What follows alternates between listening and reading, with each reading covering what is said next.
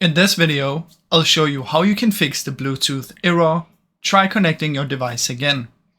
First step is we want to go here and search for Bluetooth and other devices. In here, what you want to do is you want to look for your device. So let's say you have your AirPods or whatever, then you want to click on them and remove device. After you do that, you want to try and reconnect it and see if it works now.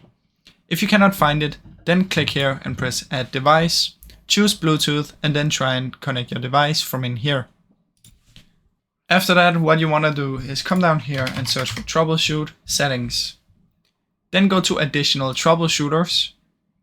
From in here, you want to find Bluetooth and try and run the troubleshooter. See if this helps fix the issue. Otherwise, you can search for services down here.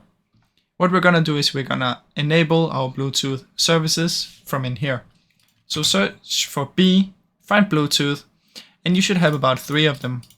What you want to do is you want to do this on every single one of them. You want to double click, automatic, and start. Now if it's grayed out, it means it's already started. So just do this for all of them.